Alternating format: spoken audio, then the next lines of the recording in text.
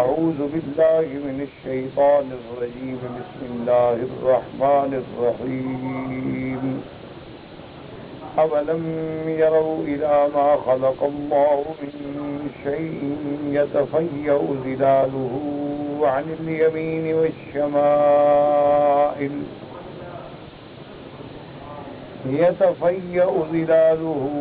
عن اليمين والشمائل سجدا لله وهم داخرون ولله يسجد ما في السماوات وما في الأرض من دابة والملائكة وهم لا يستكبرون يخافون ربهم من فوقهم ويفعلون ما يؤمرون وقال الله لا تتخذوا إلهين اثنين إنما هو إله واحد فإياي فارهبون وله ما في السماوات والأرض وله الدين واصبا أفغير الله تتقون وما بكم من نعمة فمن الله ثم إذا مسكم الضر فإليه تجأرون ثم إذا كشف الضر عنكم إذا فريق منكم بربهم يشركون ليكفروا بما آتيناهم فتمتعوا فسوف تعلمون.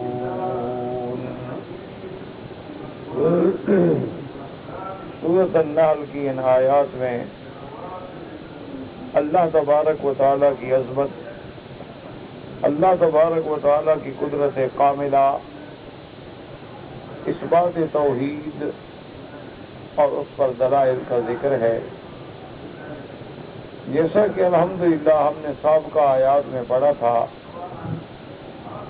کہ وَأَقْسَمُوا بِاللَّهِ جَهْدَ أَيْمَانِهِمْ لَا يَبْعَثُ اللَّهُ مَن يَمُوتُ، کہ مشرکین کفار بڑی شدید قسمیں کھا کے یہ کہتے ہیں کہ ہم دوبارہ نہیں اٹھائے جائیں.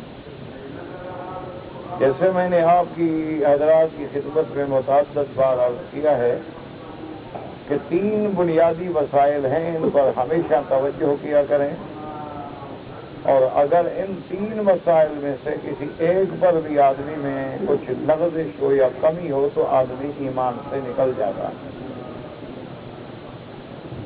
سب سے اہم 3 مسائل میں سے پہلا مسئلہ کیا ہے؟ اثبات الوہیت، اللہ کی وحدانیت، الوہیت، ربوبیت، توحید. اور جب اس پر ایمان ہوگا تو شرک خود بخود رد ہو جائے. اور دوسرا مسئلہ کیا ہے؟ نبوت اور رسالت، کہ اللہ نے جتنے پیغمبر بھیجے سب برحق، تمام نبی اور رسول برحق، ان کے احکام اور ان کی شرائع، ان کی کتابیں برحق، اور سب سے افضل، سب سے اکمل، سب سے اجمل خاتم الانبیاء سیدنا محمد مصطفیٰ صلی اللہ علیہ وسلم کی ذات مبارک ہے. یہ دوسرا مسئلہ. اور تیسرا مسئلہ ہے معاد. معاد کا کیا معنی ہے؟ کہ ہم نے مردے کے بعد اٹھنا ہے، اللہ تبارک و تعالیٰ کے آگے پیش ہونا ہے، نامہ اعمال ہوں گے، مومنوں کو داہنے ہاتھ میں ملیں گے اور کافروں کو بائیں ہاتھ میں ملیں گے. حساب ہوگا، پھر جزا و سزا ہوگی، جنت جہنم ہوگی، صراط ہوگی، میزان ہوگا. ان تمام چیزوں پر یہ تیسرا مسئلہ. تو ان میں اگر خدا نہ خواستہ ایک آدمی اللہ رسول کو مانتا ہے، قیامت کو نہیں مانتا، تو وہ بھی مسلمان نہیں ہوتا. ایک آدمی کا قیامت پر ایمان ہے لیکن رسالت کو نہیں مانتا، وہ بھی مومن نہیں ہوتا. ایک آدمی کا اللہ کی توحید، الوہیت و وحدانیت بھی ایمان ہے لیکن نبوت و رسالت بھی ایمان نہیں، تو وہ بھی مسلمان ہے. تو یہ 3 بنیادی مسئلے ہیں، اور سارے قرآن میں نظر ڈالیں گے تو سارے مسائل ہی یہی.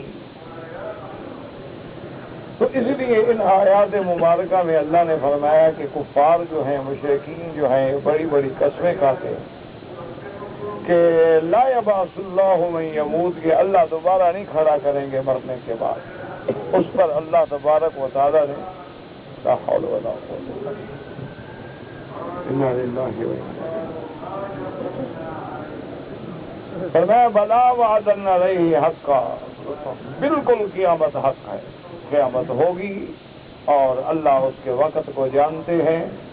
تمام مخلوق جو ہے وہ دوبارہ قبروں سے اٹھے گی، حساب، جزا، سزا سب ہو۔ ولیکن اکثر الناس لا یعلمون، معنی یہ ہے کہ بہت لوگ ہیں جو اس بات کو نہیں جانتے۔ اصل میں لوگ اپنا عقل دوڑاتے ہیں کہ جب یہ دنیا فنا ہو جائے گی، ہم مر جائیں گے، پھر کیسے اٹھیں؟ تو اگر تھوڑا سا غور کر لیں تو مسئلہ تو بڑا آسان کہ جو خدا بند کریم ہمیں پہلے پیدا کرنے پہ قادر ہے وہ ہمیں دوبارہ پیدا کرنے پہ بھی قادر۔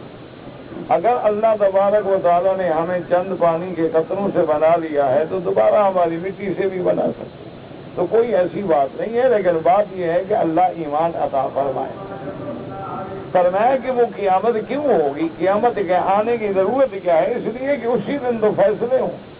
یہ دنیا تو دار العمل ہے، اصل جزا جو ہے وہ تو قیامت میں ہے کہ اب جو کچھ ہم کر رہے ہیں اس کا بدلہ ہمیں قیامت میں لِيُبَيِّنَ لَهُمُ الَّذِي يَخْتَلِفُونَ فِيهِ، تاکہ اس دن اللہ کھول دیں گے جن چیزوں میں یہ جھگڑتے تھے۔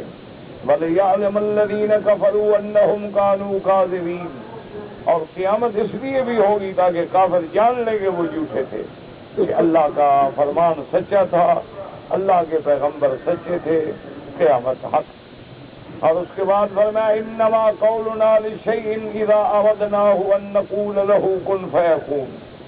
اس آیت کا اس جگہ ذکر کرنے کے بارے میں علماء نے لکھا ہے کہ دراصل بہت سارے لوگ جو ہیں فلاسفہ ہیں یا اور مستشرقین ہیں، وہ لوگوں کے اذہان میں، دماغوں میں شبہ ڈالتے ہیں کہ دیکھو اللہ نے ایسے آسمان بنائے، زمین بنائی، کائنات بنائی، پہاڑ بنائے، حیوانات بنائے، جمادات بنائے، تو یہ کیا بات ہے کہ ان کو اللہ فنا کر دیں گے اور پھر دوبارہ بنائیں گے؟ بھئی ایک بلڈنگ بنانے پہ کتنی مشقت ہوتی ہے۔ اللہ نے فرمایا یہ جاہل ہیں کہ جو انسانوں کی قوت کو خالق کی قوت کا مقابلہ کر رہے ہیں۔ حالانکہ ہمارے لیے تو اتنی بات ہے کہ جب ہم کسی چیز کا ارادہ کرتے ہیں، حکم دیتے ہیں، ہو جا وہ ہو جاتی ہے بس۔ اللہ تبارک و تعالیٰ کے لیے بنانا کیا مشکل ہے؟ اللہ تعالیٰ کے لیے کسی عالم کے فنا کرنا کیا مشکل ہے؟ وہ تو صرف اتنی حکم دیں گے کن ہو جا بس ہو۔ ان آیات مبارکہ کے بعد پھر اللہ تبارک و تعالیٰ نے ان مومنین کا ذکر فرمایا جنہوں نے اللہ کے راستے میں ہجرت کہ والذین ہاجروا فی اللہ من بعد ما ظلموا، کہ جب ان پر ظلم کے پہاڑ ٹوٹے تو اللہ کے راستے کے لیے انہوں نے اپنے وطن، اپنا گھر، اپنے عزیز سب چھوڑ۔ تو اس لیے علماء نے فرمایا ہے کہ اگر کسی ملک میں تم اللہ کے دین کے فرائض ادا نہ کر سکو تو وہاں سے ہجرت کرنا ضروری، کہ وہاں سے اس ملک کو چھوڑ دیں اور اللہ تبارک و تعالیٰ پھر تمہارے لیے خود آسانیاں پیدا فرمائے۔ اس لیے فرمایا کہ جن لوگوں نے ہجرت کی اللہ پاک فرماتے ہیں لَنُبَوِّئَنَّهُمْ فِي الدُّنْيَا حَسَنَةً، ہم ان کو دنیا میں بھی بہتر ٹھکانہ عطا فرمائیں گے۔ وَلَأَجْرُ الْآخِرَةِ أَكْبَرُ، اور ان کے لیے آخرت میں اور قیامت میں تو بہت بڑا ثواب اگر وہ اس بات کو جانتے ہیں۔ تو اس میں اللہ تبارک و تعالیٰ نے مہاجرین کی فضیلت اور مہاجرین کے اقسام کا ذکر فرمایا۔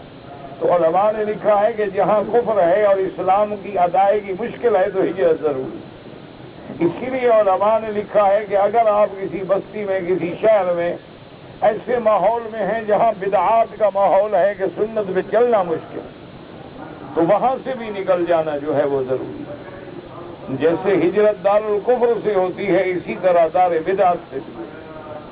اسی طرح علماء نے فرمایا کہ اگر کسی جگہ معاصی ہے، گناہ ہے، فتنہ ہے، ہر طرف بالکل ہر حال میں معاصی پھیلے ہوئے ہیں تو اس جگہ کا چھوڑنا بھی ضروری ہے۔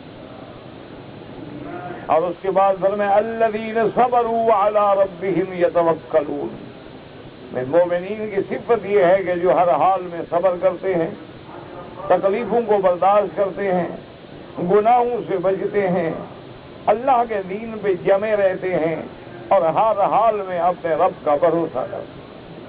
اس کے بعد پھر اللہ نے ایک مسئلہ بیان فرمایا کہ جتنے انبیاء ہم نے بھیجی ہیں وہ بشر ہیں، جتنے نبی بھیجے ہیں وہ بشر ہیں، سب کے سب اولاد آدم میں ہیں، اور اللہ نے انسانوں سے پیغمبر بھیجے ہیں، اور وہ بھی مردوں سے پیغمبر بھیجے ہیں۔ اللہ تبارک و تعالیٰ نے کسی غیر انسان کو کبھی نبی نہیں بنایا، اور نہ اللہ تبارک و تعالیٰ نے کسی عورت کو نبوت دی۔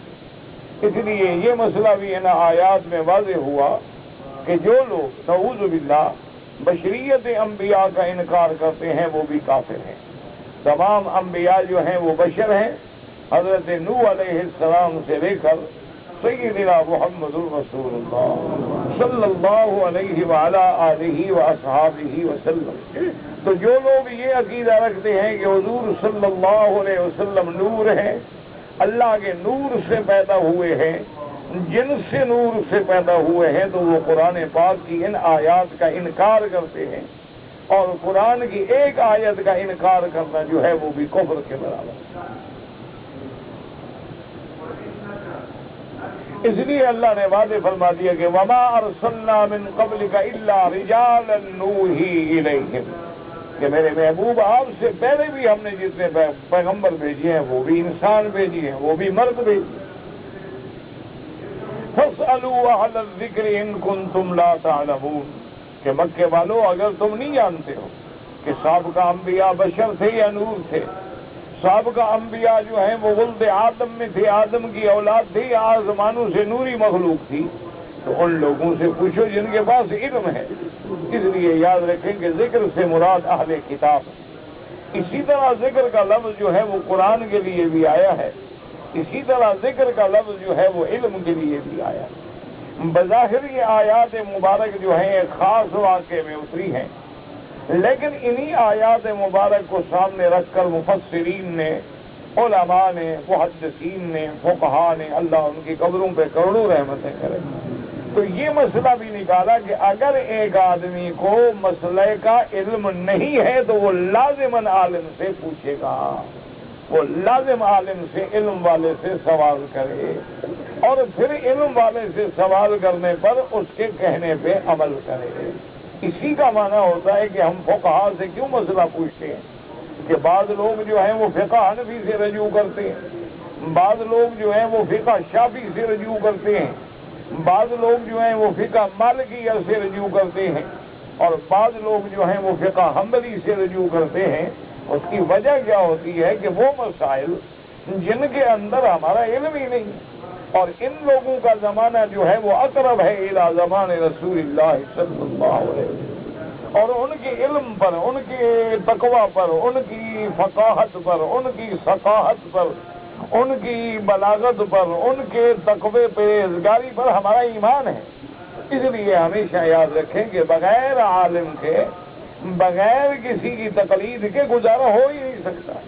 یعنی اب اگر دیکھیں کہ نماز کتنی بڑی اہم عبادت ہے، لیکن اللہ حکم فرما دیتے کہ بھی ہر بندہ اپنی اپنی نماز پڑھا کرے، لیکن وجہ کیا ہے کہ پوری حضور کی امت کو ایک ڈسپلن میں، اتحاد میں، ایک یونٹی میں، اتفاق میں لانے کے لیے حکم دیا گیا کہ وہ نمازیں جو ہیں وہ امام کے پیچھے ادا کریں، تاکہ ایک جماعت کا تصور پیدا ہو کہ ایک امام ہے اور ساری اللہ کی مخلوق اس کے پیچھے کھڑی ہے، اس میں عرب بھی ہیں، اس میں عجم بھی ہیں، اس میں عالم بھی ہیں، اس میں جاہل بھی ہیں، اس میں گورے بھی ہیں، اس میں کالے بھی ہیں، اور اتنے ہم پابند ہیں کہ امام سے پہلے اللہ اکبر نہیں کہہ سکتے، امام سے پہلے ہم رکوع میں نہیں جا سکتے، امام سے پہلے ہم سر سجدے سے نہیں اٹھا سکتے، تاکہ ہمیں اتباع کا طریقہ آئے کہ ہم پابند ہیں اور ان پابندیوں کے مطابق ہم چلیں۔ ہاں، اگر اللہ نے کسی کو ایسا علم عطا فرمایا ہے کہ اس کا قرآن و حدیث پہ پوری نظر ہے، وہ ناسخ و منسوخ کو سمجھتا ہے، وہ مجمل و مفصل کو جانتا ہے، وہ محکمات و متشابہات کا علم رکھتا ہے، اور اس کے سامنے استنباط مسائل کا فن موجود ہے، اور قرآن کے معاون جو 14 علوم ہیں ان کو بھی وہ جانتا ہے، تو پھر اس کو پابندی کی ضرورت نہیں ہوتی، وہ پھر قرآن و حدیث سے خود مسئلہ سمجھ سکتا ہے۔ لیکن ہمارے جیسے لوگ جو ہیں جنہیں نہ تو عربی میں عبور ہے اور نہ علوم قرآن و حدیث پہ عبور ہے، ان کے لیے لازم ہے کہ ہم لازماً کسی امام سے کسی عالم سے رجوع کریں۔ اس لیے پھر ایک بات یہ بھی یاد رکھیں کہ بعض کہتے ہیں چلو جی ہم جس سے چاہیں پوچھ لیں، تو اس سے بھی پھر آدمی کنفیوز ہو جاتا ہے کہ ایک مسئلہ کسی سے پوچھے اور دوسرا کسی سے پوچھے اور تیسرا کسی سے پوچھے اور چوتھا کسی سے پوچھے، تو نتیجہ یہ نکلے گا کہ انتشار فکری اور ذہنی میں مبتلا ہو جائے۔ اسی لیے اللہ تبارک و تعالیٰ نے فرمایا کہ اگر مسئلہ نہ جانتے ہو فاسألوا اہل الذکر ان کنتم لا تعلمون، کہ اہل کتاب سے پوچھ لو، یہود و نصارہ سے پوچھ لو کہ سیدنا موسیٰ علیہ السلام انسان تھے کہ نور تھے، سیدنا عیسیٰ علیہ السلام انسان تھے کہ نور تھے، سیدنا نوح علیہ السلام سے لے کر جتنے پیغمبر گزرے ہیں وہ نوری مخلوق تھے یا وہ اولاد آدم تھے۔ اس لیے اللہ پاک نے فرمایا کہ پھر ہم نے ان انبیاء کو جو بھیجا تو ایسے نہیں بھیجا بالبینات والزبر، ہم نے ان کو نشانیاں دی، ہم نے ان کو کتابیں دی، اور فرمایا کہ میرے محبوب محمد مصطفیٰ صلی اللہ علیہ وسلم وانزلنا الیک الذکر، اور ہم نے آپ کی طرف اتارا ہے ذکر۔ ذکر سے کیا مراد ہے؟ قرآن۔ اللہ تبارک و تعالیٰ کا قرآن جو ہے اس کو بھی اللہ نے فرمایا الذکر، جیسے فرمایا انا نحن نزلنا الذکر وانا لہ لحافظون، اور جیسے یہاں فرمایا وانزلنا الیک الذکر، اور بھی قرآن پاک میں الفاظ مبارک موجود ہیں۔ اللہ نے فرمایا کہ ہم نے قرآن آپ پہ بھیجا ہے لِتُبَيِّنَ لِلنَّاسِ مَا نُزِّلَ إِلَيْهِمْ، تاکہ آپ کھول کے سمجھائے لوگوں کو جو اللہ نے آپ پہ پائی۔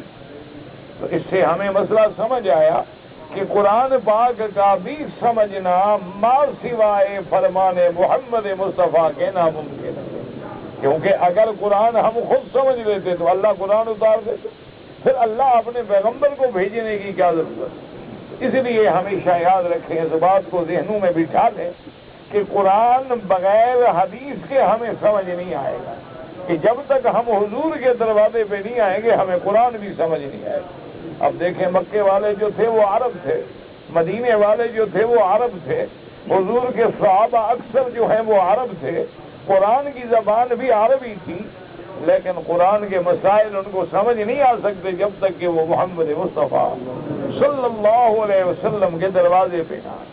اس کی چھوٹی سی مثال سمجھ لیں کہ اللہ نے قرآن میں فرمایا نماز قائم کرو، آپ سارے قرآن میں دیکھیں آئے گا وَأَقِيمُوا الصَّلَاةَ، اقم الصلاۃ، یقیمون الصلاۃ، مقیمی الصلاۃ، نماز قائم کرنے والے نماز قائم کرو۔ اچھا کیسے قائم کرو؟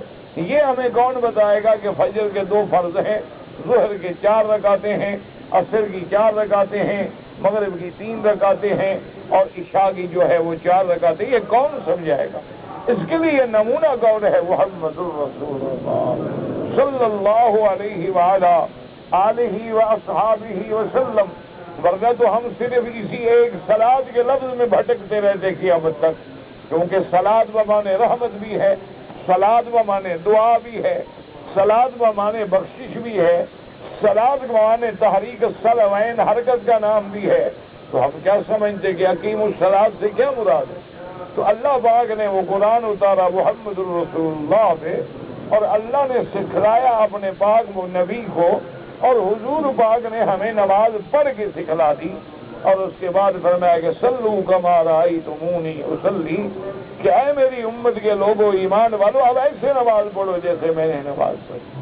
اچھا اب ہمیں کیا پتا تھا کہ جی فجر کا وقت کب شروع ہوگا اور کب ختم ہوگا، ظہر کا وقت کب شروع ہوگا اور کب ختم ہوگا، اول وقت کب ہوگا اور آخر وقت کب ہوگا؟ ہمیں یہ کیا پتا تھا کہ جی ہم جب اللہ اکبر کہیں گے تکبیر تحریمہ تو پھر کیسے پڑھیں گے؟ ہمیں کیا پتا تھا کہ ہم رکوع میں کیا پڑھیں گے، ہمیں سجدے میں کیا پڑھیں گے؟ یہ تو قرآن پاک کی مختلف آیات مبارکہ ہے، لیکن اس کو ایک نمونہ بنا کے دکھلا دیا محمد الرسول صلی اللہ علیہ وعلی آلہ وسلم۔ اسی طرح اللہ نے حکم دیا کہ اگر میں تمہیں مال دیتا ہوں تو زکوٰۃ ادا کرو۔ بھی کتنی زکوٰۃ ادا کریں؟ کتنے مال پہ زکات ہے، سونا کتنا ہو زکات ہے، چاندی کتنا ہو زکات ہے، بکریاں کتنی ہوں زکات ہے، گائیں کتنی ہوں زکات ہے، بھینسیں کتنی ہوں زکات ہے، اونٹ کتنے ہوں زکات ہے، مکان ہے، جائیداد ہے، زراعت ہے، زمین ہے، تو یہ ساری بات کون سمجھائیں گے؟ محمد الرسول اللہ۔ اس لیے ہمیشہ یاد رکھ لیں کہ اللہ کا قرآن بغیر حدیث کے سمجھ نہیں آ سکتا، تو جو حدیث کا منکر ہے وہ دراصل قرآن کا منکر ہے، کیونکہ قرآن سمجھ ہی نہیں آ سکتا جب تک حدیث رسول اللہ نہ ہو۔ اور اسی طرح یاد رکھیں کہ حدیث رسول اللہ کون سمجھائیں گے ہمیں؟ اصحاب رسول اللہ، کہ جن لوگوں نے حضور کے پیچھے خود نماز کھڑے ہو کے پڑھی۔ اس لیے حضرت عبداللہ ابن مسعود رضی اللہ تعالی عنہ فرماتے ہیں کہ آؤ میرے ساتھیوں، میں اسی طرح نماز پڑھ کے دکھاؤں جیسے محمد مصطفیٰ نے پڑھی صلی اللہ علیہ وآلہ آلہ واصحابہ وسلم۔ اور اسی طرح یاد رکھیں کہ اصحاب رسول کے بعد ان احادیث اور قرآن کے مسائل کے استنباط کون کریں گے؟ وہ فقہا کریں گے۔ اس لیے علماء نے مثال دی ہے کہ ایک طبقہ ہے محدثین کا، ایک طبقہ ہے جن کو اصحاب حدیث کہا جاتا ہے، ایک طبقہ ہے جن کو حملۃ الحدیث کہا جاتا ہے، اور ایک طبقہ ہے فقہا کا۔ نگاہ اس کی مثال ایسی ہے کہ محدثین تو ایسے ہیں کہ جیسے ایک صیدلی دوائیں جمع کر کے دکان میں سجا دیتا ہے، لیکن ان دواؤں کا استعمال جو ہے وہ ڈاکٹر اور طبیب بتلاتا ہے۔ ان کا ذمہ ہے کہ دواؤں کو اکٹھا کر کے لگا دینا۔ محدثین نے حدیثیں جمع کر دی، فقہا نے مسائل نکال کے پوری امت کے سامنے مسائل کے گلدستے بنا کے آسان کر دیا۔ الگ الگ کتابیں بنا دی کہ یہ کتاب الطہارہ ہے، یہ کتاب الصلاۃ ہے، یہ کتاب الجنائز ہے، یہ پاکی کے مسائل ہیں، یہ روزے کے مسائل ہیں، یہ حج کے مسائل ہیں، اور ان تمام مسائل کا منبع کیا ہے؟ کتاب اللہ اور سنت محمد مصطفیٰ صلی اللہ علیہ وعلا آلہ واصحابہ وسلم تسلیما کثیرا کثیرا۔ اچھا، اسی طرح اب آپ دیکھیں کہ ہم ایک حدیث ڈھونڈنا چاہتے ہیں۔ اچھا جی، وہ حدیث کہاں ہے؟ جی بخاری شریف میں ہے، لیکن بخاری شریف کس نے لکھی ہے؟ امام بخاری نے، حضور پاک نے تو نہیں لکھی۔ حدیثیں حضور کی ہیں لیکن جمع کرنے والے کون ہیں؟ امام بخاری۔ حدیثیں حضور کی ہیں، جمع کرنے والے کون ہیں؟ امام مسلم۔ حدیثیں حضور کی ہیں، جمع کرنے والے کون ہیں؟ امام ترمذی۔ اسی طرح یاد رکھو کہ حدیث حضور کی ہے لیکن مسئلہ بتانے والا کون ہے؟ ابو حنیفہ۔ مسئلہ بتانے والا کون ہے؟ امام شافعی۔ مسئلہ بتانے والا کون ہے؟ امام مالک۔ مسئلہ بتانے والا کون ہے؟ امام حنبل رحمۃ اللہ علیہم اجمعین۔ تو اللہ تبارک و تعالی ہمیں تمام ائمہ محدثین، ائمہ مجتہدین، ائمہ فقہاء اور علماء ورثۃ الانبیاء کا ادب نصیب فرمائیں۔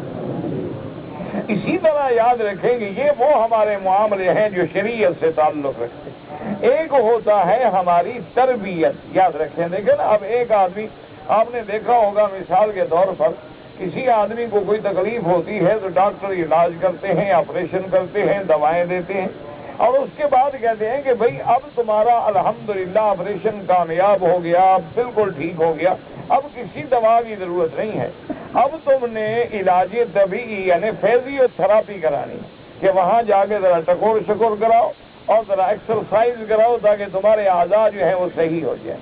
تو اسی لیے یاد رکھیں کہ جو علم ہم حاصل کرتے ہیں اس کی تربیت کون کراتے ہیں؟ پھر اولیاء اللہ، کہ وہ ہمیں اس شریعت پہ چلانے کے لیے، اس شریعت کو ہمارے دماغوں اور دلوں میں اتارنے کے لیے، حضور پاک کی محبت پیدا کرنے کے لیے، اور جو اللہ نے ہمیں قرآن و حدیث میں حکم دیا ہے اس کو پریکٹیکل طور پہ عمل میں لانے کے لیے، وہ جماعت ہے اللہ کے اولیاء کی۔ اللہ تبارک و تعالی تمام اولیاء پہ بھی کروڑوں رحمتیں فرمائے۔ تو یاد رکھ لیں کہ یہ سلسلہ ایسا ہے کہ ایک کڑی سے دوسری کڑی جڑی ہوئی ہے، کہ اگر ہم علماء کی مخالفت کریں گے تب بھی بھٹک جائیں گے، اگر ہم اولیاء اللہ کی شان میں کمی کریں گے تب بھی بھٹک جائیں گے، اگر ہم فقہاء اور محدثین کی شان میں کمی کریں گے تب بھی بھٹک جائیں گے، اگر ہم اصحاب اور اہل بیت کی شان میں کمی کریں گے تب بھی بھٹک جائیں گے، اور اگر ہم حضور پاک کی محبت میں کمی کریں گے تب بھی گمراہ ہو جائیں گے۔ یہ سلسلہ اللہ نے جوڑ دیا ہے۔ کامیابی اسی وقت رہے گی جب یہ کڑیاں جڑی رہیں اور درمیان میں کوئی کڑی ٹوٹ نہ جائے۔ دعا کریں کہ اللہ تبارک و تعالی ہمارے ان کڑیوں کو قرآن و حدیث سے ہمیشہ جڑا ہوا رکھے تاکہ ہم گمراہیوں سے اور بھٹکنے سے بچ جائیں۔ اس کی وجہ یہ ہوتی ہے میرے عزیز، ہمیشہ یاد رکھیں کہ اگر صرف پڑھ کے فیصلہ کرنا ہو تو اس کی مثال ایسے ہے کہ جیسے کسی انگریزی پڑھے لکھے آدمی کو آپ ایک میڈیکل سٹور پہ کھڑا کر دیں کہ تم پڑھتے جاؤ کہ سر درد کی دوائی، اور یہ پیٹ درد کی دوائی، یہ ٹانگ درد کی دوائی، یہ کمر کی دوائی، اور یہ جناب فلاں پڑھ کے دیتے جاؤ تو انشاءاللہ قبرستان ہی بڑھیں گے۔ اس کی وجہ ہے لکھا ہوا تو اس پر بھی ہے، لیکن وہ ان کے استعمال کو، ان کے فوائد کو، ان کے نقصانات کو، ان کے سائیڈ ایفیکٹ کو وہ عملاً نہیں جانتا۔ وہ کام کون کرے گا؟ وہ کرے گا اللہ تبارک و تعالیٰ کی رحمت سے جو طبیب ہوگا، وہ جانتا ہے کہ اس کے گلے کے اندر انفیکشن ہے تو اینٹی بایوٹک تو سینکڑوں ہے، لیکن گلے کے لیے کون سا اینٹی بایوٹک مفید رہے گا؟ اس کے آنتوں میں انفیکشن ہے تو پیٹ کے لیے کون سا اینٹی بایوٹک مفید رہے گا؟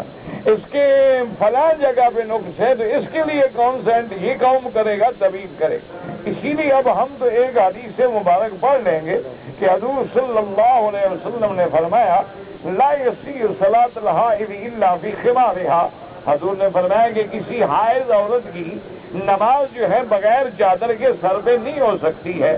تو اب ہم تو لفظ پڑھیں گے کہ حائض، اس کا مطلب ہے کہ اگر حیض والی عورت سر پہ کپڑا اوڑھ کے نماز پڑھ لے تو نماز ہو جائے گی۔ تو ہم آئیں گے علماء کے دروازے پہ، ان سے پوچھیں بھی کیا مطلب ہے؟ حیض والی عورت تو نماز ہی نہیں پڑھ سکتی۔ حیض والی عورت کے لیے تو مسجد میں جانا منع ہے، حیض والی عورت کے لیے تو قرآن پڑھنا جائز نہیں۔ تو یہ کیسی حدیث مبارک میں ہے کہ حیض والی عورت کی نماز بغیر دوپٹے کے نہیں ہوتی؟ تو وہ ہمیں سمجھائیں گے کہ میرا بھائی یہاں حیض مراد نہیں، مراد ہے بالغ عورت۔ حیض علامت ہے بلوغ کی کہ جب لڑکی بالغ ہو جائے تو اب سر ننگا نماز نہیں پڑھ سکتی، باقاعدہ اوڑھنی اوڑھ کے نماز پڑھے۔ تو اب یہ فیصلہ کون کریں گے؟ وہ علماء جو احادیث پر نظر رکھتے ہوں گے اور جن کا تمام معانی پہ نظر ہوگی۔ اللہ تبارک و تعالی اسی لیے اب قرآن کہتا ہے وَلَا تُبَاشِرُوهُنَّ وَأَنْتُمْ عَاكِفُونَ فِي الْمَسَاجِدِ، اور دوسری جگہ حدیث میں آتا ہے، بی بی عائشہ فرماتی ہے کان رسول اللہ یباشرنی، حضور صلی اللہ علیہ وسلم مباشرت کرتے تھے وَأَنَا حائض، اور میں حیض کی حالت میں تھی۔ تو اب اگر نعوذ باللہ صرف ایک آدمی نے دو لفظ پڑے ہوئے ہیں وہ کہے گا عجیب بات ہے، یعنی بی بی عائشہ حیض میں تھی اور حضور مباشرت کرتے تھے، اور قرآن کہتے ہیں لا تباشرہن، تو مباشرت بمانے جماع ہے۔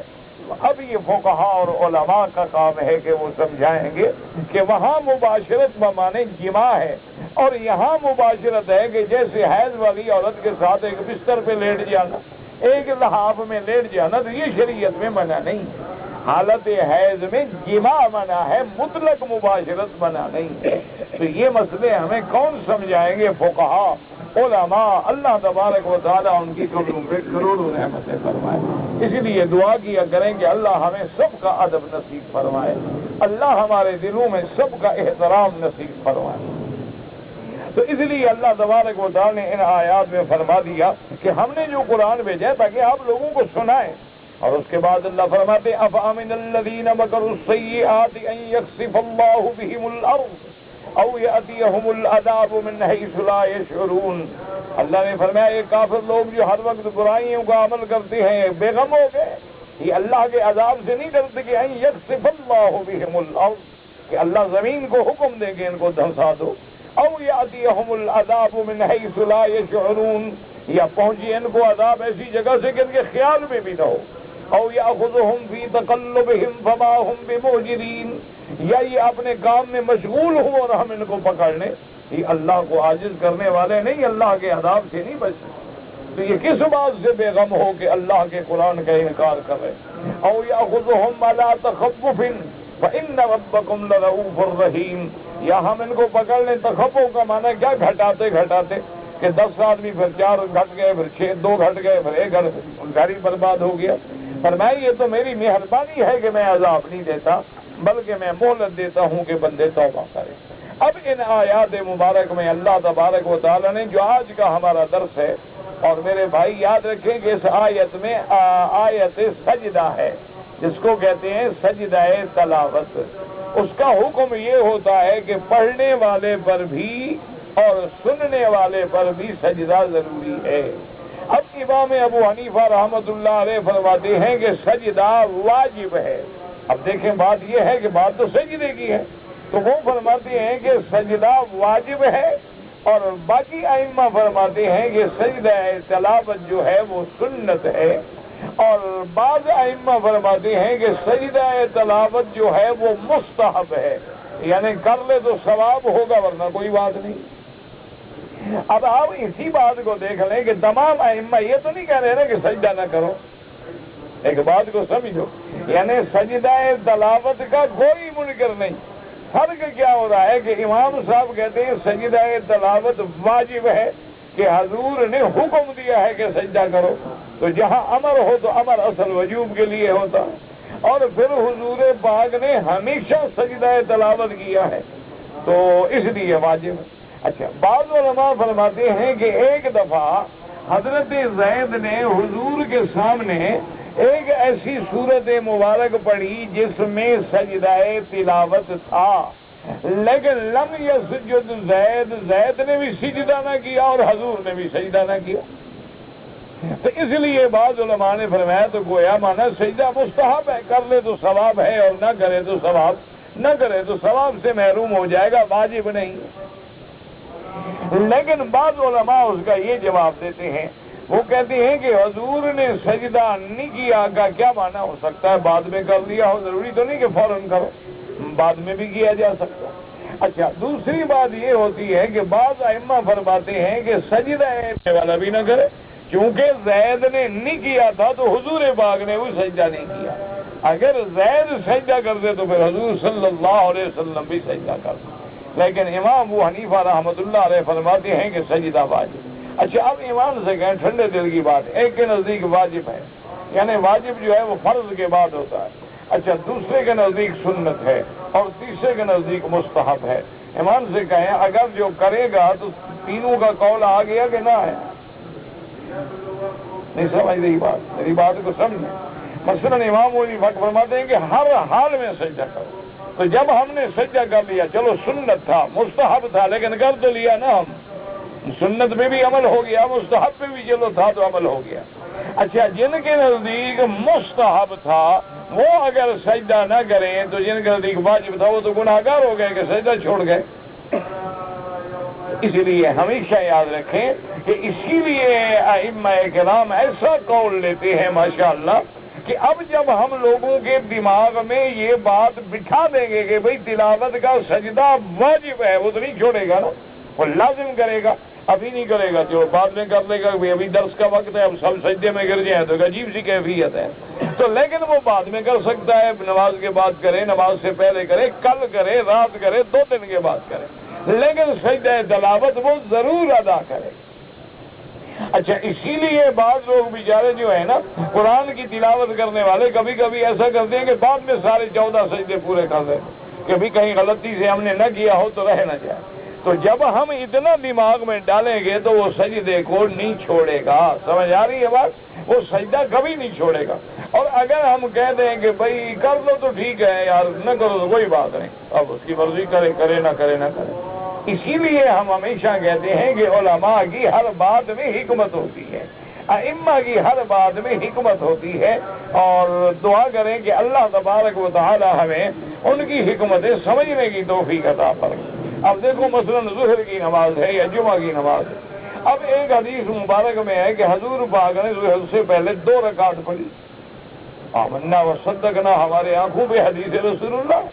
اب جو آدمی 2 رکعت پڑھتا ہے کوئی اعتراض نہیں چونکہ حدیث میں موجود ہے، آمنا و صدقنا جب حضور کی حدیث ہو تو کون انکار کر سکتا ہے۔ اچھا، ایک حدیث مبارک میں ہے کہ حضور نے 4 رکعت پڑھی۔ اچھا، اب جمعہ کے بعد ایک حدیث میں ہے کہ حضور نے 2 رکعت پڑھی، ایک میں ہے کہ آپ نے 4 رکعت پڑھی، ایک میں ہے کہ آپ نے 6 رکعت پڑھی۔ اب ایمان سے ٹھنڈے دل سے سوچیں، امام حنیفہ فرماتے ہیں ظہر سے پہلے 4 رکعت سنتیں مؤکدہ ہے، ہر حال میں ہم نے پڑھی، حتیٰ کہ وہ اتنے سخت ہیں، وہ کہتے ہیں کہ اگر ظہر کے ہم آئے نماز کھڑی ہو گئی، مل گئے نماز میں، سنتیں نہیں پڑھی ہم نے 4، تو وہ کہتے ہیں ظہر کے بعد کی 2 سنتیں پڑھنے کے بعد پھر 4 سنتیں جو چھوڑی ہیں مؤکدہ وہ قضا کریں، وہ لازماً ہر حال میں پڑھے۔ اچھا اب ٹھنڈے دل سے سوچیں کہ جو بندہ سنتیں نہیں چھوڑنے دیتا وہ فرض چھوڑنے دے گا؟ تو کیا ہم نماز پہ پکا کر رہے ہیں، نماز سے بھگا رہے ہیں؟ اچھا جس نے ظہر سے پہلے 4 رکعتیں نماز سنت پڑھی، دونوں حدیثوں پہ عمل ہوا کہ ایک پہ ہوا؟ جس نے 2 رکعت پڑھی تو ایک حدیث پہ عمل ہوا یا 2 پہ ہوا؟ تو جو ساری حدیثوں پہ عمل کرے حدیث بھی وہی نہیں مانتے۔ یہ عجیب لطف کی بات، اللہ تبارک و تعالی رحمت فرمائے اور اللہ ہم سب کو حضور کا غلام بنائے۔ اللہ تبارک و تعالی صرف بات ہے سمجھ کی، کہ اللہ تبارک و تعالی ہمیں اس کی سمجھ عطا فرما دے، کہ امام صاحب رحمت اللہ علیہ فرماتے ہیں کہ جو نصوص ہیں وہ تو فرائض ہیں، ایک ایسی چیز ہے جو حضور نے کبھی نہیں چھوڑی وہ واجب ہے۔ اب دیکھو نا جیسے 2 رکعت طواف ہے، امام صاحب فرماتے ہیں کہ 2 رکعت طواف جو ہے واجب الطواف ہے، بعض ائمہ فرماتے ہیں کہ سنت الطواف ہے، کہ اگر 2 رکعت کے بعد رکعتین جو ہے انہوں نے نہیں پڑھی وہ کہتے سنت ہے، پڑھتا تو ثواب ہے اور نہیں پڑھا تو کوئی حرج نہیں۔ لیکن امام حنیفہ رحمۃ اللہ علیہ فرماتے ہیں کہ رکعتین الطواف جو ہے یہ واجب الطواف ہے، نہیں پڑھے تو لازماً بعد میں پڑھے، جب یاد آ جائے ضرور پوری کرے۔ ایک دن طواف کر کے چلا گیا، بھول گیا یا جلدی تھی نہیں پڑھ سکا، وہ کہتے ہیں اپنے گھر میں بھی پڑھ لے لیکن 2 رکعت ضرور پڑھ لیں۔ تو اب جو نماز پہ اتنا زور دے کے پڑھوا رہا ہے اس کو ہم کہیں کہ وہ نماز نہیں مانتا۔ اچھا دوسری بات یہ دیکھیں کہ امام صاحب فرماتے ہیں کہ کوئی ایک طواف حضور کا بتلا سکتے ہو کہ طواف کیا ہو اور 2 رکعت نہ پڑھی ہوں؟ اس کا مطلب ہے کہ جب حضور، اچھا سفر میں نفل معاف ہے، سفر میں تہجد معاف ہے، سفر میں سنت معاف ہے، لیکن حضور نے کبھی سفر میں واجب چھوڑے ہوں، فطر چھوڑے ہوں؟ تو اس لیے ہمیشہ یاد رکھیں کہ یہ سمجھ کی بات ہوتی ہے۔ دعا کریں کہ اللہ تبارک و تعالی ہمارے دلوں میں کسی کے لیے بھی بغض پیدا نہ کرے، بس یہ دعا کیا کرو، اللہ ہمیں سب کا ادب نصیب کرے، اللہ تبارک و تعالی سب پہ کروڑوں رحمتیں فرمائے۔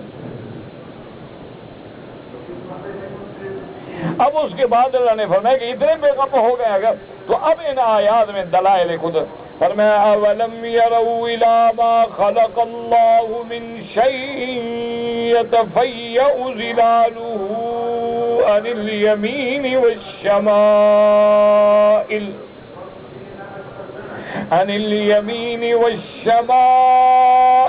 سجدا لله وهم داخرون۔ اللہ نے فرمایا کیا یہ نہیں دیکھتے کہ اللہ نے جو چیز بنائی، اللہ نے جو چیز بھی پیدا فرمائی ہے، درخت ہے، دنیا کی کوئی چیز ہے، جبال ہیں، جمادات ہیں، حیوانات ہیں، تو ہر چیز کا سایہ جو ہے کبھی دائیں اور کبھی بائیں ڈھلتا ہے۔ آپ دیکھتے ہیں نا درخت کھڑا ہے تو کبھی سایہ اس کا اس طرف ہوگا اور کبھی سایہ اس کا اس طرف۔ یاد رکھیں کہ دراصل یہ سایہ جو ہے نا یہ حرکت شمس کی وجہ سے ہوتا ہے، ہمیشہ یاد رکھیں یہ سایہ جو ہے کہ جب کوئی جسم کثیف ہوگا تو حرکت شمس کی وجہ سے سایہ تو کبھی یمین میں ہوگا اور کبھی شمال میں ہوگا، اور اسی کو علماء نے فرمایا سجدا للہ۔ بعض علماء نے فرمایا اس کا معنی یہ کہ سب چیزیں جو ہیں وہ اللہ کے تابع ہیں، اور بعض علماء نے فرمایا کہ نہیں، حقیقتاً یہ سجود جو ہے یہ سائے کا ڈھلنا دائیں بائیں گویا ان کا سجدہ ہے جو اللہ کے آگے سجدہ کر رہے ہیں۔ انہوں نے فرمایا کہ ہر چیز جو ہے وہ سجدہ کر وَإِن مِّن شَيْءٍ إِلَّا يُسَبِّحُ بِحَمْدِهِ وَلَٰكِن لَّا تَفْقَهُونَ تَسْبِيحَهُمْ۔ اللہ نے فرمایا کوئی چیز بھی ایسی نہیں جو میری تسبیح و تحمید نہ کرتی ہو لیکن تم نہیں سمجھ سکتے ہو۔ تو اس لیے علماء نے فرمایا، اسی لیے حضرت شاہ ولی اللہ محدث دہلوی رحمت اللہ علیہ نے لکھا ہے کہ اگر ہم نظر ڈالیں تو بعض پہاڑ ہیں، دیکھو پہاڑ کیسے جمع، ایسے معلوم ہوتا ہے جیسے آدمی اتحیات میں بیٹھا ہو۔ بعض جانور ہیں، ایسے معلوم ہوتا ہے جیسے ہر وقت رکوع میں کھڑے ہوں۔ بعض جانور ایسے ہیں جو زمین پہ پڑے ہیں، ایسے معلوم ہوتا ہے جیسے ہر وقت سجدے میں پڑے ہوں۔ اور بعض درخت جو ہیں وہ کھڑے ہیں، معلوم ہوتا ہے کہ وہ ہر وقت قیام میں ہیں۔ اسی لیے انہوں نے فرمایا کہ ہر چیز جو ہے وہ اللہ کی اطاعت و عبادت میں مشغول ہے۔ اب اللہ نے سب سے افضل جو انسان کو بنایا تھا تو اس کو عبادت بھی افضل عطا فرما دی کہ اس کی عبادت میں قیام بھی ہے، رکوع بھی ہے، سجود بھی ہے، قعود بھی ہے، تسبیح بھی ہے، تحمید بھی ہے، تقدیس بھی ہے، درود بھی ہے، دعا بھی ہے۔ چونکہ افضل انسان ہے تو اللہ نے عبادت بھی اس کو افضل عطا فرمائی، ورنہ ہر چیز جو ہے وہ من وجہ کسی نہ کسی طرح اللہ کی عبادت میں مشغول ہے۔ اچھا، اور یہ یاد رکھا کریں کہ بعض لوگ جو ہے نا جی، جیسے حدیث میں آتا ہے جی کہ اللہ کے عرش کے نیچے جا کے سورج سجدہ کرتا ہے، تو بعض جو منکرین قرآن ہے نا وہ لوگوں کے دماغ میں خلل ڈالتے، دیکھو جی کمال ہے، سورج کیسے سجدہ کرتا ہے؟ اور سورج جو ہے وہ تو 19 گنا زمین سے بڑا ہے، اور کیسے جا کے عرش کے نیچے سجدہ کرتا ہے؟ اس کا معنی یہ تھوڑا ہوتا ہے کہ جیسے ہم سجدہ کرتے ہیں سورج بھی اسی طرح سجدہ کرتا ہے، یا جیسے ہم سجدہ کرتے ہیں درخت بھی اسی طرح سجدہ کرتے ہیں، یا جیسے ہم سجدہ کرتے ہیں پہاڑ بھی اسی طرح سجدہ کرتے ہیں۔ یہ معنی نہیں ہوتا کہ جیسے سجدے میں ہم اپنے تذلل کا اقرار کرتے ہیں، ہم اپنی بندگی کا اور اپنی عاجزی کا اقرار کرتے ہیں، اور اللہ کے علو کا اقرار کرتے ہیں، عظمتوں کا اقرار کرتے ہیں، اسی طرح ہر چیز جو اس کے حکم پہ چل رہی ہے گویا اس کی تابعداری کا اقرار کر رہے ہیں۔ یہ معنی ہوتا ہے ہر چیز کا سجدہ بھی الگ ہے، ہر چیز کی تسبیح بھی الگ ہے، ہر چیز کی تحمید بھی الگ ہے، بعض کی کالی ہے اور بعض کی حالی ہے۔ اس لیے فرمایا کہ دیکھو ان چیزوں پہ غور کرو، وَهُمْ دَاخِرُونَ، سورج پہ نظر ڈالو، چاند پہ نظر ڈالو، جمادات پہ نظر ڈالو، حیوانات پہ نظر ڈالو، سب اللہ کے آگے ذلیل ہیں، عاجز ہیں، اللہ کے آگے بندگی کرتے ہیں۔ وَلِلَّهِ يَسْجُدُ مَا فِي السَّمَاوَاتِ وَمَا فِي الْأَرْضِ مِن دَابَّةٍ، اور اللہ نے فرمایا اسی کے آگے سجدہ ریز ہوتے ہیں جو چیزیں آسمانوں میں ہیں اور زمینوں میں، کوئی بھی جانور، کوئی زمین میں چلنے والی چیز سب اللہ کے آگے تابع ہے اور عاجز۔ والملائکہ، وہ اللہ کی نوری مخلوق جو آسمانوں میں ہے وہ بھی اللہ کے آگے سجدہ ریز ہے۔ وَهُمْ لَا يَسْتَكْبِرُونَ، اور وہ اللہ کی عبادت اور بندگی کرتے، عاجزی کرتے، سجدہ کرتے ہوئے کبھی تکبر نہیں کرتے اللہ کے آگے۔ اسی لیے حدیث سے مبارک میں آتا ہے کہ میرے آقا سرکار دو جہاں رحمت دو عالم سیدنا محمد رسول اللہ، جب حضور کا نام آئے درود پڑھا کریں، کوئی مسلمان غفلت نہ کرے، کوئی مسلمان بخیل نہ بنے، اور کوئی مسلمان بے ادب نہ بنے۔ یاد رکھو جب تک حضور کا ادب نہیں آئے گا نہ قرآن آئے گا، نہ حدیث آئے گی، نہ اسلام آئے گا، نہ دین آئے گا۔ سب سے بڑی چیز جو ہے وہ ادب ہے، ادب نہیں آئے گا تو محروم ہو جاؤ گے۔ اسی لیے علماء جو ہیں وہ آداب پہ زور دیتے ہیں، اسی لیے علماء جو ہیں وہ کہتے ہیں مسجد کا بھی ایک ادب ہے، استاذ کا بھی ایک ادب ہے، قرآن کا بھی ایک ادب ہے، ہر چیز کا ایک ادب ہے، والدین کا بھی ایک ادب ہے، اسی طرح ہر معاملے میں آداب ہے۔ اب دیکھو نا آدمی ماں باپ سے ایسے بات کرے جیسے نوکر سے کرتا ہے تو کیا کہو گا، یار بڑا گستاخ ہے، بڑا بے ادب ہے۔ تو اسی طرح اگر آدمی قرآن سے وہ معاملہ کرے جو ہاتھ میں ڈائری ہوتی ہے اس سے کرتا ہے تو اس کے بارے میں آپ کیا کہیں؟ تو یہ ہر چیز کے آداب ہیں، ہر چیز کا اللہ تبارک و تعالیٰ نے ہمیں ادب سکھائے ہیں کہ مسجد الحرام ہے، اللہ کا کعبہ ہے، یہ مشاعر مقدسہ ہے، مدینہ منورہ ہے، یہ بلد الحرام ہے، یہ بلد الامین ہے، یہ بلد اس کے بھی آداب ہیں کہ اس کے امن کو، استقرار کو ہر لحاظ سے قائم رکھو۔ ہر چیز میں ادب نہیں آئے گا تو اس بندہ بھٹک جائے گا، ہمیشہ یاد رکھے۔ تو اس لیے ہر چیز کے آداب۔ ایک دن میرے آقا بیٹھے ہیں صلی اللہ علیہ وسلم، آپ نے رفع بصرہ الی السماء، آپ نے ایسے آسمان کی طرف دیکھا، صحابہ حیران ہو گئے کہ حضور نے کیا۔ اس کے بعد فرمایا کہ دیکھو بات یہ ہے، اتت السماء وحق لها ان تئت، آپ نے فرمایا آسمان سے چرچراہٹ کی آواز آ رہی ہے اور آنی بھی چاہیے۔ حضور نے فرمایا کہ وہ آواز آنی بھی چاہیے، کیوں؟ فرمایا ما من موضع قدر شبر الا وملک، آسمانوں میں ایک بالش کے برابر بھی جگہ نہیں ہے مگر کوئی نہ کوئی اللہ کا فرشتہ یا رکوع میں ہے یا سجدے میں پڑا تسبیح کہہ رہا ہے۔ اس میں اللہ نے اپنے غنا کا بھی ذکر کیا کہ اے بندو، اگر تم میرا سجدہ نہیں کرو گے، عبادت نہیں کرو گے تو کیا ہو گیا؟ میرے لیے تو پوری کائنات سجدہ کر رہی ہے، میرے لیے تو ملائکہ نوری مخلوق جو ہے وہ سجدے میں پڑی ہوئی۔ تم اگر میری بندگی کرو گے تو تمہارے لیے فائدہ ہے، تمہاری کامیابی ہے۔ اور اس کے بعد فرماتے ہیں یخافون ربهم من فوقهم وَيَفْعَلُونَ مَا يُؤْمَرُونَ، اور وہ ہر حال میں سجدے میں ہیں اور اپنے رب کے عذاب سے ڈرتے ہیں کہ کہیں اللہ پکڑ نہ لے، کہیں اللہ تبارک و تعالیٰ کا عذاب نہ آئے، یعنی وہ عبادت کے بعد بھی ڈرتے ہیں کہ خدا کرے قبول ہو جائے، کہیں ایسا نہ ہو کہ اللہ ہمیں پکڑ۔ وَيَفْعَلُونَ مَا يُؤْمَرُونَ، اور کرتے وہ ہیں جن کا حکم دیے جاتے ہیں، جو اللہ حکم دیتے ہیں اس پہ عمل کرتے ہیں۔ تو یہی مومن کی شان ہونی چاہیے کہ وہ ہر حال میں اللہ کی عبادت کرے، اللہ کی اطاعت کرے، اور اطاعت و بندگی کے بعد بھی اللہ سے ڈرے اور اللہ کی رحمت کا طلبگار ہو۔ دعا کریں اللہ آپ کو بھی اور مجھے بھی مومنین میں شامل فرمائیں اور ہم سب کا خاتمہ ایمان پہ فرمائیں، اور دعا کریں کہ اللہ عالم اسلام کو عزت، غلبہ، امن نصیب فرمائیں اور اس بلد الامین کو قیامت تک ہر فتنے سے محفوظ فرمائیں۔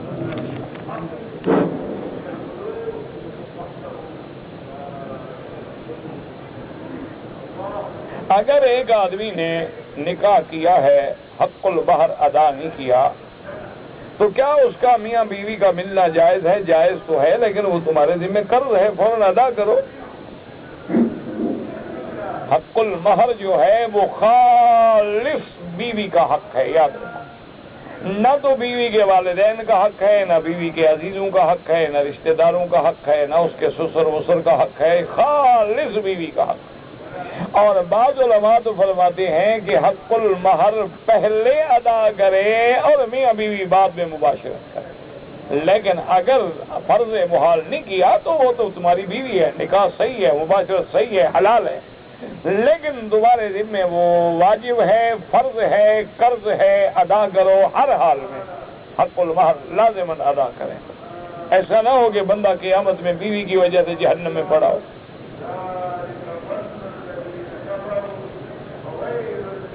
حضور صلی اللہ علیہ وسلم نے فرمایا ہے کہ 73 فرقے ہوں گے، ہاں بالکل حدیث ہے، آمنا و صدقنا۔ حضور صلی اللہ علیہ وسلم نے فرمایا کہ مجھ سے جو پہلے امتیں تھیں وہ 72 فرقوں میں بٹ گئیں۔ ستفترق امتی علی 73 فرقۃ، میری امت جو ہے وہ 73 فرقوں میں بٹ جائے گی، کلہم فی النار الا، فرمایا سب کے سب فرقے جہنمی ہوں گے، صرف ایک فرقہ جنتی ہوگا، اور وہ کون سا ہے؟ ما انا علیہ و اصحابی، کہ جس میں میں ہوں اور میرے صحابہ۔ سیدھی سی بات ہے، اب جو صحابی کا قول نہ مانے خود اندازہ کر، جو صحابہ کا انکار کرے خود اندازہ کر، باقی یہ دماغوں میں خلل نکال دیں گے، یا نبی شافی بھی فرقے ہوتے ہیں، یہ فرقے نہیں، یہ تو ہیں قول رسول اور صحابہ کے تابع، ان کی تو بنیاد ہی قول رسول ہے اور روایات صحابہ ہے۔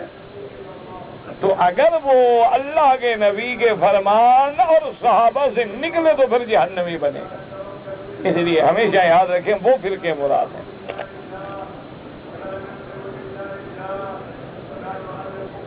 کہتے جی کہ بعض لوگ کہتے ہیں کہ یہ سنی ہے اور بعض کہتے ہیں یہ وہابی ہے، یہ تو لوگ کہتے ہیں، اصل تو اہل سنت والجماعہ یہ مذہب ہے مسلمانوں کا، باقی یہ پھر لوگ جو توحید کا نام لے اس کو وہابی بنا دیتے ہیں، اور جو بدعات میں گھرے ہوئے ہیں وہ اپنے آپ کو سنی کا لیبل لگاتے ہیں، حالانکہ الحمدللہ سب مسلمان ہیں، اہل سنت والجماعت ہیں۔ اگر کوئی آدمی شرک و بدعت میں مبتلا ہے، اللہ معاف کرے، تو سنت کو چھوڑ گیا۔ اہل سنت والجماعت تو تب ہوگا جب سنت پہ ہوگا۔ اگر وہ بدعتوں میں پڑ گیا ہے تو وہ تو اہل بدعت والضلال ہے، وہ تو اہل سنت والجماعت ہے ہی نہیں۔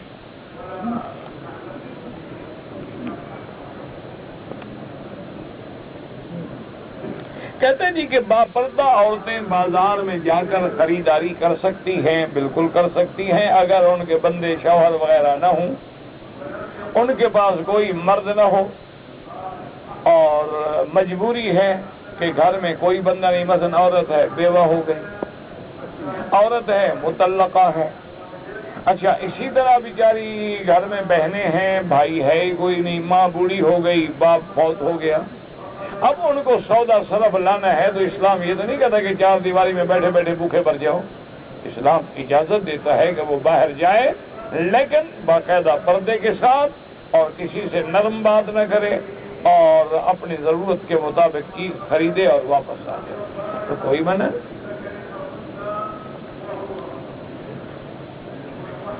سیدنا آدم علیہ السلام کی توبہ کس طرح قبول ہوئی؟ تم اپنی توبہ کا فکر کرو، تمہیں آدم کی توبہ کا کیا پڑ گئی؟ تم تو اپنا فکر کرو کہ اللہ ہماری توبہ قبول کرو۔ آدم علیہ السلام تو نبی ہیں، خلیفۃ اللہ فی الارض ہیں، ابو البشر ہیں، اور اللہ نے ان کو بہت بڑی شان عطا فرمائی ہے، تمام انبیاء کے باپ ہیں، اور تمام اللہ کی مخلوق انسانوں کے باپ ہیں۔ تم اپنی توبہ کی فکر کرو۔ باقی قرآن میں موجود ہے کہ اللہ نے ان کو دعا سکھلائی، ربنا ظلمنا انفسنا ان لم تغفر لنا وترحمنا لنکونن من الخاسرین، اور پھر اللہ نے توبہ قبول کی۔ فتلقى آدم من ربہ بکلمات۔ کہتے ہیں کہ بیوی کے اجازت کے بغیر دوسری شادی آدمی کر سکتا ہے؟ وہ بیوی پاگل ہے جو اجازت دے گی؟ نہیں، پہلی بیوی کا دماغ خراب ہو گیا ہے کیا؟ کوئی ایسی بیوی بھی پیدا ہوئی ہے جو دوسری اجازت دے؟ 19 سال کی ہو جائے تب بھی کہے گی دوسری نہ کرو۔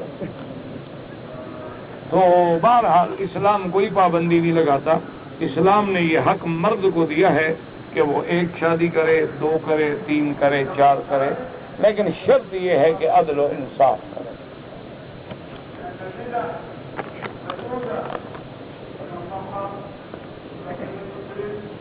میرے بھائی، طواف ایک نفلی عبادت ہے، جب بھی تم طواف کرو یا عمرہ کرو اپنے لیے کرو، اس کے بعد جس کو ثواب دینا چاہتے ہو دعا کرو، اللہ انشاءاللہ ثواب عطا فرمائیں گے۔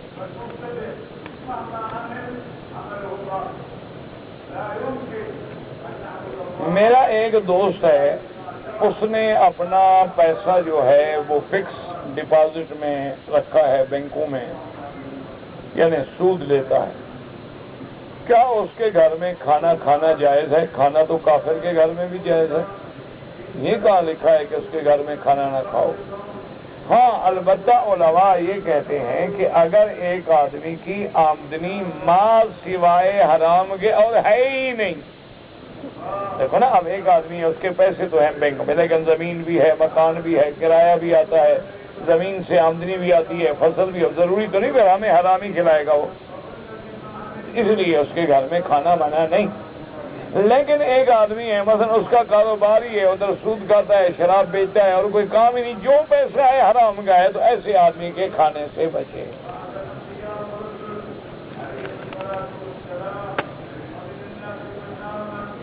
یہ تو میرا بھائی والے ہوں گے متقی پرہیزگار، جو لوگ خیال کرتے ہوں گے یہ کھانا حلال ہے یا حرام، ورنہ حال تو پتلا ہے۔ میں نے تو کم از کم اپنی زندگی میں کبھی نہیں دیکھا، میں اپنی بتا رہا ہوں، آپ تو خیر اولیاء اللہ ہیں، اللہ والے ہیں، میں اپنی، ہم نے تو کبھی نہیں پوچھا، جہاں گئے دوستوں نے کھلا دیا، کبھی نہیں پوچھا حلال ہے کہ حرام ہے۔ ہمارا تو حال پتلا ہے، تم لوگ ہوگے مقام تقویٰ پہ، مقام عظیمت پہ، ہم نے تو نہیں دیکھا۔ البتہ کس سے کہانیاں پڑھی ہیں کہ فلاں بزرگ جو تھے وہ اگر عورت بے وضو کھانا پکائے تو نہیں کھاتے تھے، یہ قصے کہانیاں سنی ہیں، دیکھا نہیں ایسا بندہ، ورنہ حال یہی دیکھا ہے کہ جو بھی آیا ہڑپ،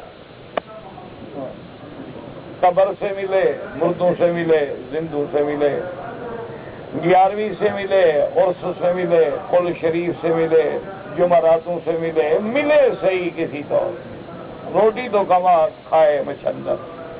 بعض لوگ جناب عامل بن گئے اس میں اعظم کا عمل، بعض جو جادو توڑتے ہیں، بعض علم کالے کی کاٹ کرتے، سب کے سب ٹوٹل بے ایمان ہے، الف سے لے کر یہ تک، ان کے چکروں میں کبھی نہیں آنا، کھانا خراب ہو جائے۔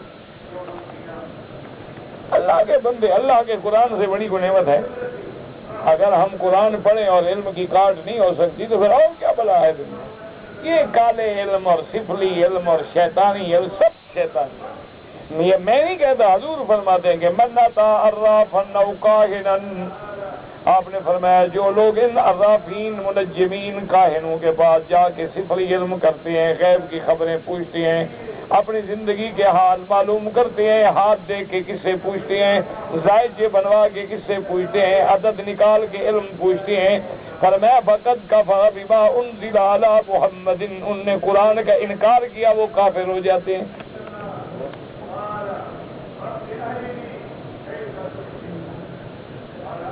کہتے جی ہمارے گاؤں میں ایک بزرگ تھے، جو ان کو ملنے جاتا تھا وہ گالیاں بکتے تھے، اچھے بزرگ تھے ماشاءاللہ، کہتے بہت بڑے پیر تھے، سبحان اللہ۔ حضور نے فرمایا کہ گالیاں بکنا منافق کی علامت ہے، اب تمہاری مرضی میں حضور کی مانوں یا تمہاری مانوں۔ حضور نے فرمایا کہ منافق کی علامت کیا ہے؟ اذا حدث کذب، جب بات کرے جھوٹی کرے، اذا اؤتمن خان، امانت رکھو خیانت کرے، اذا وعد اخلف، جب وعدہ کرے تو جھوٹا کرے، وَإِذَا خَاصَمَ فَجَرَ، جب ناراض ہو تو گالیاں بکے۔ حضور فرماتے ہیں منافق کی علامت ہے، اب تم سمجھو پیروں کی علامت ہے۔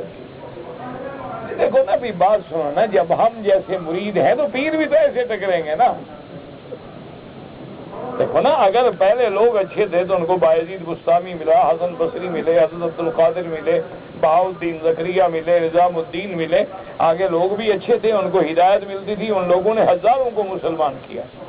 آگے جو ہم جیسے لوگ ہیں انشاءاللہ تو پیر بھی تو وہی گالیاں بکنے والے ملیں گے۔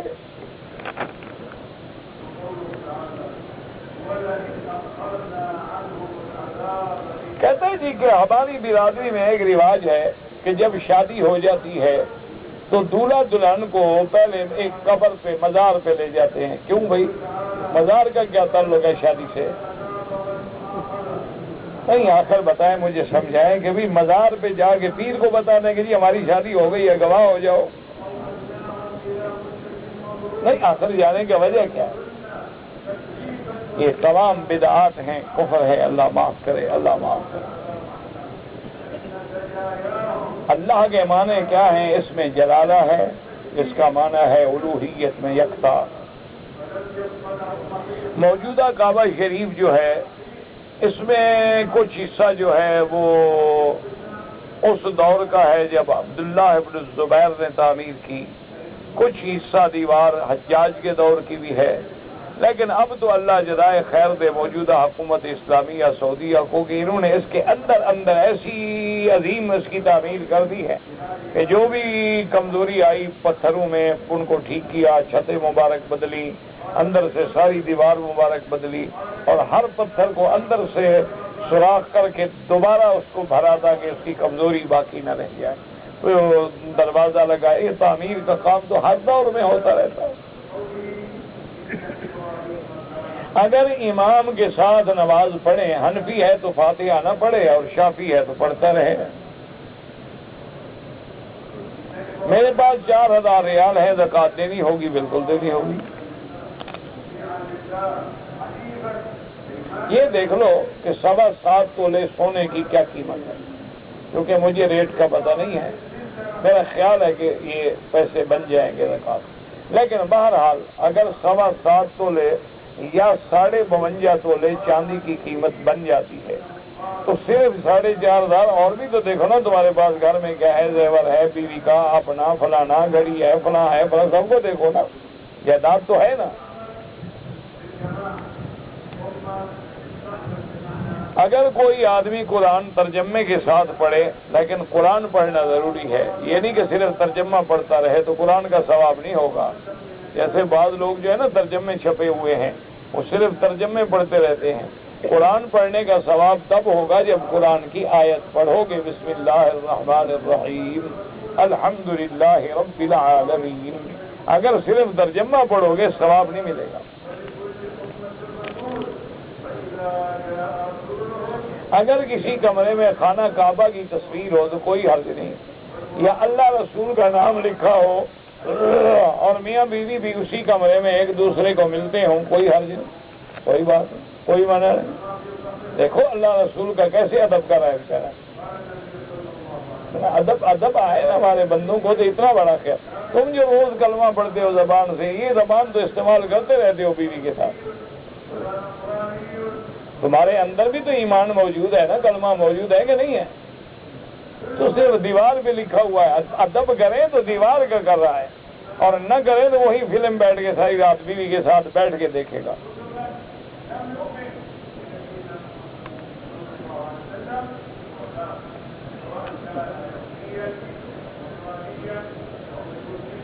میں وادی نعمان میں رہتا ہوں جو عرفات سے تھوڑی سی آگے ہے۔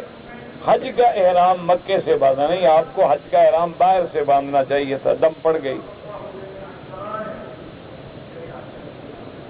اگر قرآن پاک پڑھتے ہوئے وضو ٹوٹ جائے تو آپ قرآن کو ہاتھ نہ لگائیں، وہ آیت یاد پڑھ لیں، کوئی بات نہیں۔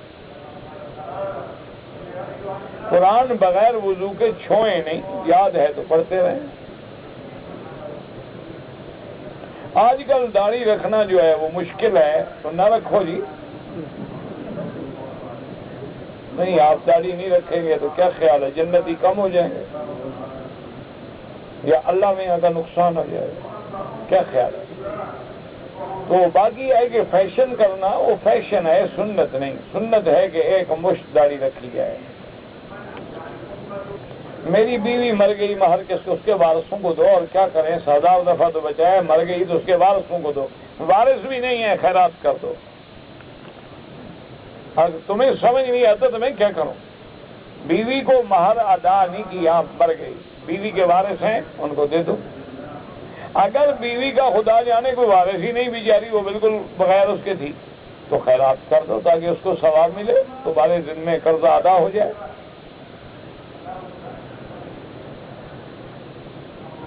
ایک آدمی طواف کر رہا تھا، ایک دعاؤں کی کتاب پڑھ رہا تھا، اس میں پیر کی تصویر، لوگوں نے قرآن میں پیروں کی تصویر رکھی ہوئی ہے، تم کتاب کی بات کر رہے ہیں۔ اگر ایک آدمی پہ دم لازم ہو جائے تو وہ دم کے پیسے حدود حرم میں خیرات کرے، بالکل نہیں۔ دم کا معنی ہی یہی ہے کہ ایک بکری یا ایک بکرا یا دمبا لے کے ذبح کر کے فقراء مکہ پہ گوشت تقسیم